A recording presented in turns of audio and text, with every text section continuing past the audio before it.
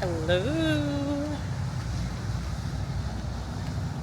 One of the most favorite things that I love to do when I am in a new area is find a park just to get an idea of how the community thrives here, the type of fun that they have, if any.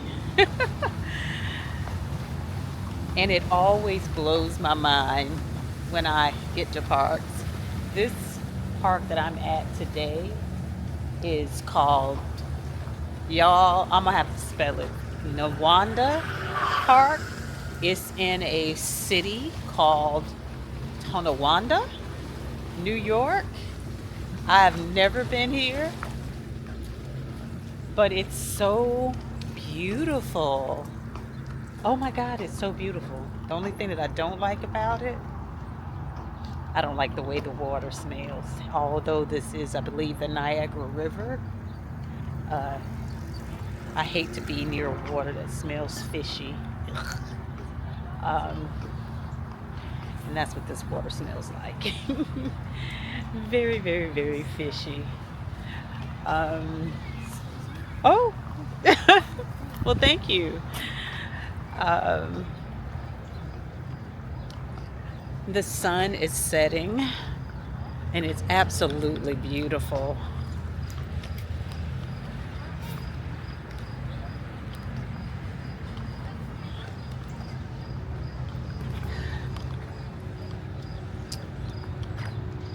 I don't know if fall is coming early this year, but let me tell you, I'm up here and every day when it gets to be around, I would say six-ish, six-ish, more closer to seven, the temperature changes dramatically. Like it was so hot earlier today,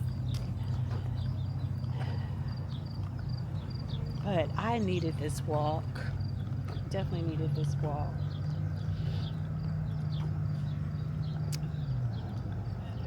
I just dropped part one of our safety series, and part of there's so many more tips, and then that's what I want to talk to you all about today. Being safe and being able to be bold in who I am and fearless in reconnecting with, claiming, and also living in my power, which includes my voice, is so important. And one of the things that I have really tapped into, and I believe that it makes a is really important to your safety, is tapping into your voice. Because if you don't tap into your voice, reclaim it, reconnect with it, you give away so much of your innate power that you were born with. And when you give that power away, people take advantage of you. You can't see outside of the pain that you actually are harboring. You can't see past abandonment wounds. You can't see past wounds where you have been taught to dim your light, where you've been taught to make yourself small. And I don't know about you all, but growing up in an African American community, because our ancestors had to make themselves small and had to make their children small in order to stay safe and stay alive, we have not unlearned that, and we are still walking around in that generational ancestral wound. So we continue to abandon ourselves by giving our power away. And here's what I mean by that. My power is in taking up space no matter where I am.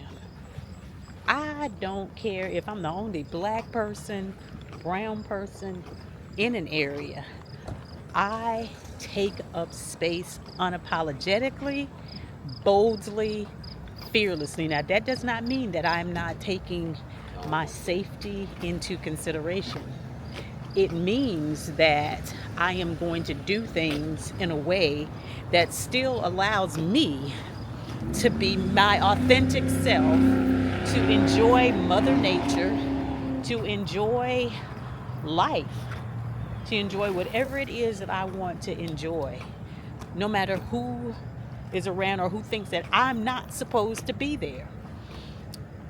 So that is really key to your safety. Our safety is reclaiming our power. Not being afraid to take up space is part of reclaiming our power and using our voice.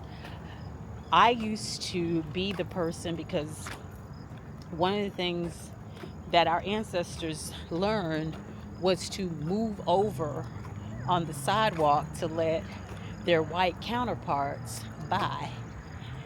Because if they didn't, they could be harmed or killed. And I have unlearned that. I don't move. We will walk right into each other, but I'd be damned if I'm gonna move. If we're both walking in the same direction, I am not going to be the one to move. And that's taking up space, and that is also taking my power back.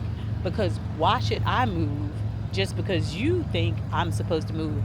And we had an incident that happened in a Target store. My daughter was with me, and this white woman thought I was going to move. And when I did not move, she huffed and puffed and whatnot. And I stopped her. I said, "Oh," I said, "you thought I was going to move, huh?" I said, "What made you think that?" I said, "What made you think that you had the right to move me out of the way when we're walking in the same direction?" And she just stumbled all over her words and got even redder. I said, "Not today." I said, "Them days are over." And, but she really thought that I was going to move. And I told her, "You need to check yourself, because that doesn't, we don't do that anymore." So again,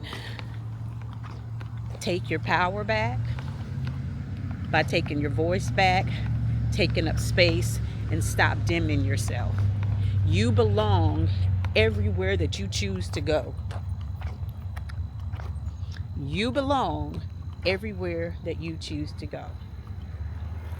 All right. Now, great. Yeah, I am on my camera now. I'm using my camera to record this video while I'm taking this walk. And it may seem like I'm not paying attention. Oh, but I'm looking. Not only does it look like I'm not paying attention to you all possibly, but I have my weapons on me. I don't ever go anywhere without a weapon of some kind. And that's my next tip. Anything can be a weapon. It doesn't have to be a handgun or a firearm. It doesn't have to be pepper spray. It does not have to be bear spray. Your tripod can be a weapon. Your keys can be a weapon. Your voice is a weapon. Okay? The caveat is don't if something happens, don't yell help, because people don't come for help. Yell fire. People will look when you say the word fire. People don't help folks anymore, sadly. We live in a time where that just ain't it. But your voice is a weapon.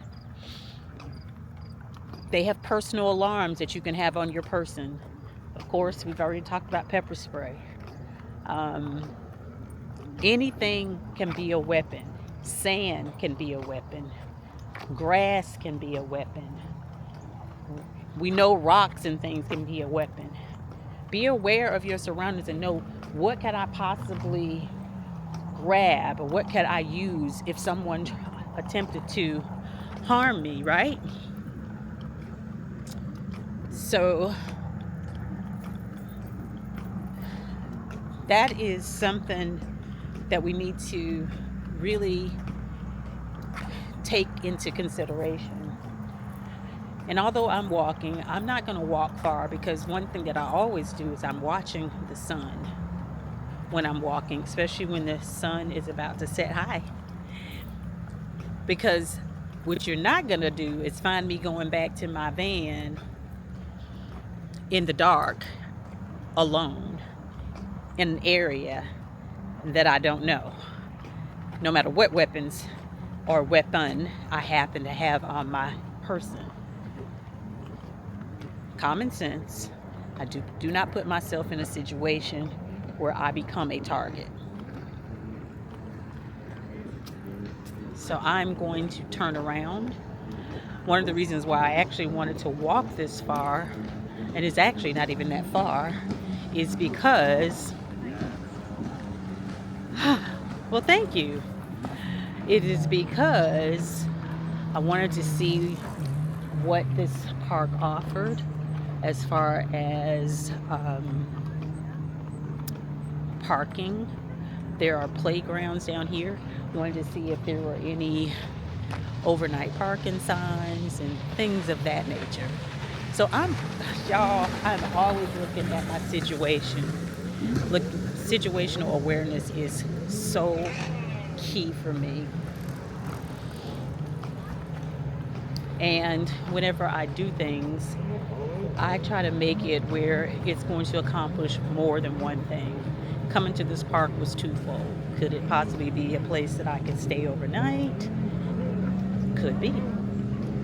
Because there are places where I can park and be out of sight. So,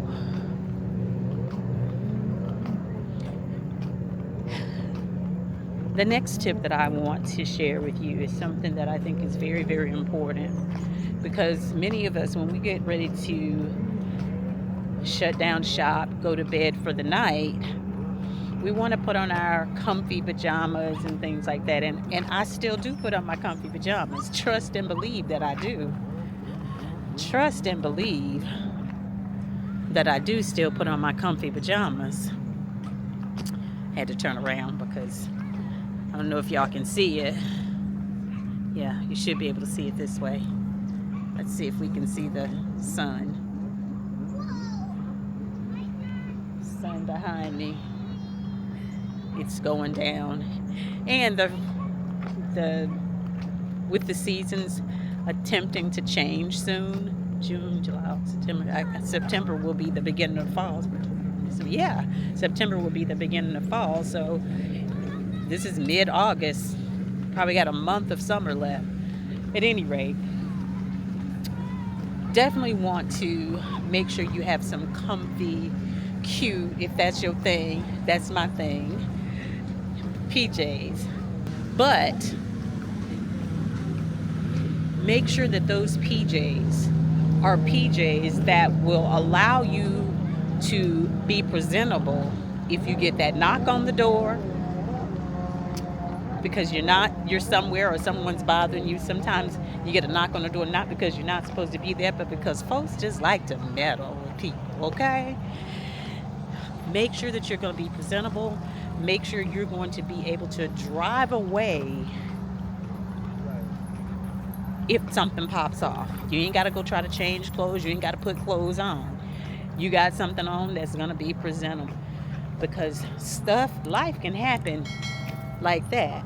Many of us are in huge vehicles that are much huger than cars, but regardless of whether you are traveling in a car, a minivan, SUV, a Jeep, Class B van, converted van, that's an RV, which would be a Class B, a Class C, which would be the motorhome, the moving van type like RVs, or Class A, which is like the bus like RVs, or a schoolie, which is like a bus. The next tip is make sure that you keep that baby maintained, because a maintained vehicle is something that you can rely on.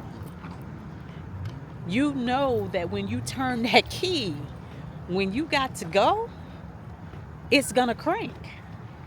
Okay? And if it doesn't crank, you know that it's something weird going on. No matter what, I have Nina Simone, her tire pressure checked. I have her fluids checked all the time. I have I balance her tires.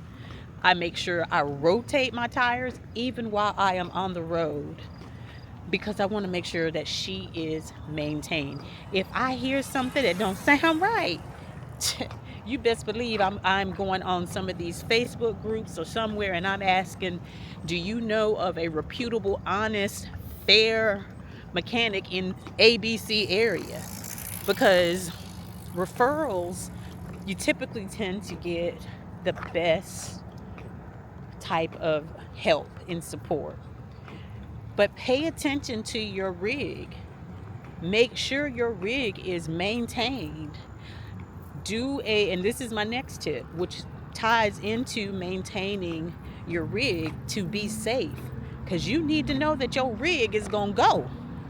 Now, if someone has tampered with it because they're trying to, get with you, most people have tire pressure monitoring systems. So if someone is messing with their tires or anything, they will know that pressure has changed. So make sure that's charged up. That's part of maintaining your rig. If you have a external navigational system, make sure that is charged. That's part of maintaining your rig. How else are you going to get from point A to point B? Yes, we can use our phones, but if you have a tall rig or a wide rig, you don't want to go over bridges that can't handle that weight. You don't want to try to go under a bridge that is not high enough for the height. Whoo, honey, that could be a real disaster, and we definitely don't want that, right? So, y'all, folks are walking towards me and they looking at me as if I'm supposed to move, and I'm not moving. I refuse to move, because why I gotta move? If it's two of y'all and you see me walking, one should get behind the other person so that everybody can walk, because there's enough room on this little walking or bike trail for everybody. And actually, it's not even a bike trail, because if you look right there, let me see if I can show you.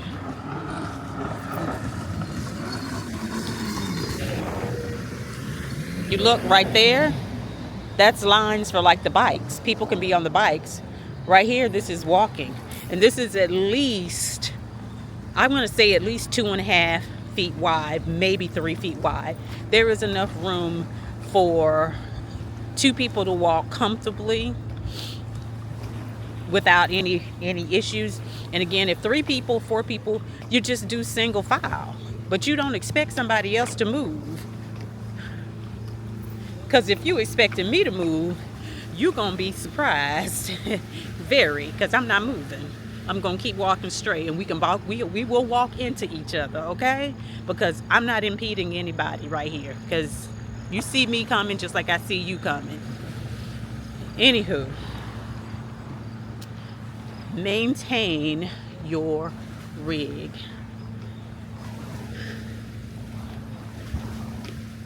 So very important. Your rig is your home. It's not just to provide safety, but if it's your home, why would you not maintain it? I walk around my rig every day.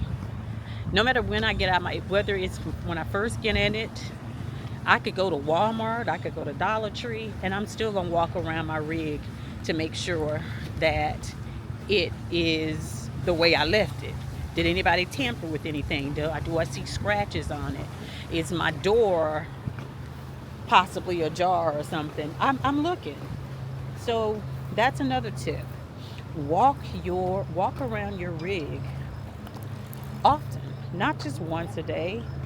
Walk around your rig often, so you will know if anything has been tampered with, because then you are heading off a potential problem, because people do some crazy stuff. You know, somebody might be get up under your rig and try to cut your brake lines or whatever. But if you see brake fluid on or fluid up under your rig, you know not to go anywhere. You know to call for help. You know something is not right. And when I say I walk around my rig, I don't just look at the exterior. I also walk to see what's going on up under my rig. Do I see something that wasn't there previously? Is there a leak that wasn't there? If my AC is running, that's going to be on the back. If my AC is running in the cab, I'm going to see water up front, because that's what ACs do. But if I see something that looks like oil or something, and I know I don't have an oil leak, I don't have a transmission leak, I don't have a power steering fluid leak, I don't have a brake fluid leak or anything like that, or any kind of leak, especially if I'm going to be checking to make sure we good. The next tip, and I would definitely encourage this, is to install a dash cam. And if you have a portable power station that you can plug it into at night, so that that dash cam is always on, especially if you don't have cameras on the inside of your rig, invest in a cost-effective dash cam that your purse can handle. They will all do the same thing, okay? You don't have to get the most expensive, you ain't got to get the cheapest, but they will all do the same thing. Plug that baby in and make sure it's recording at night so you can see what's going on. And not just at night, even while you're driving during the day, because let me tell you something, being in insurance for over 3 decades, people do some crazy stuff, okay? And when you're driving these big rigs, as I said in a previous video, I think that was in my exhaustion video, and I'll put a link to it.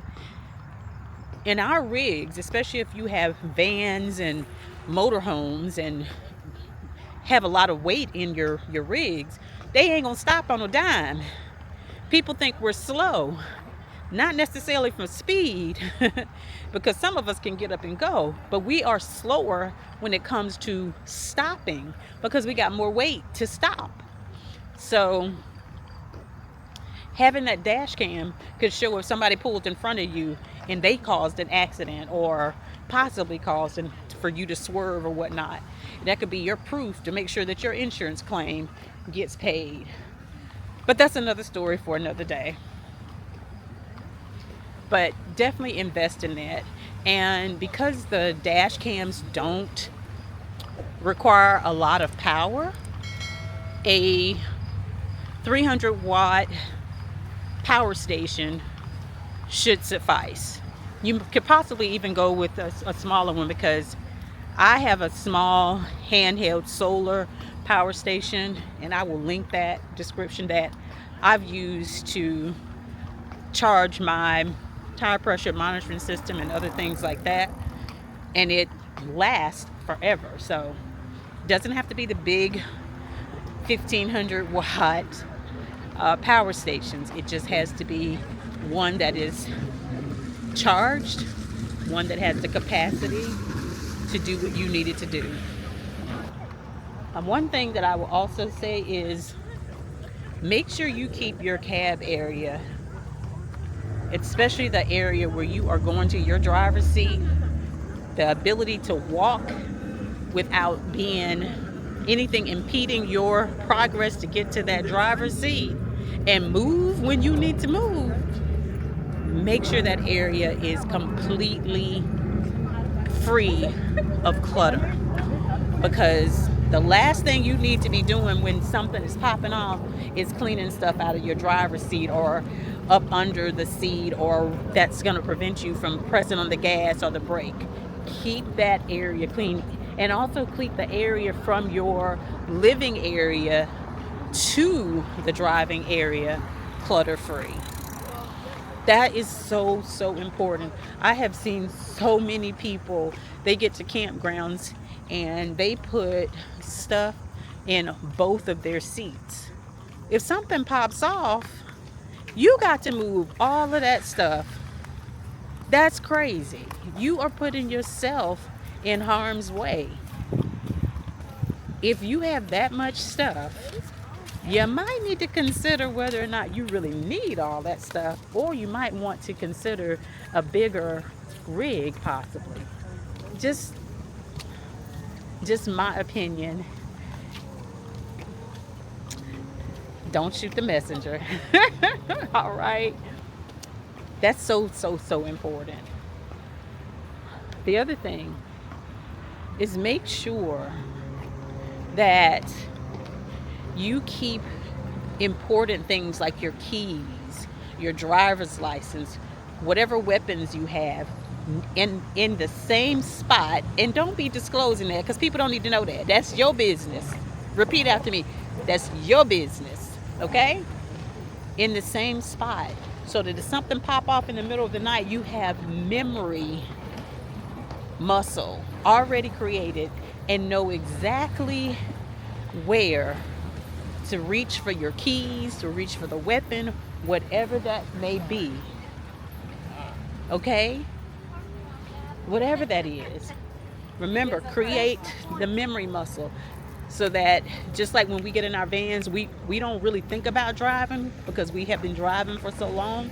It's memory muscle. We know to look left and right. We don't even think about looking left and right when we're getting ready to make turns and things.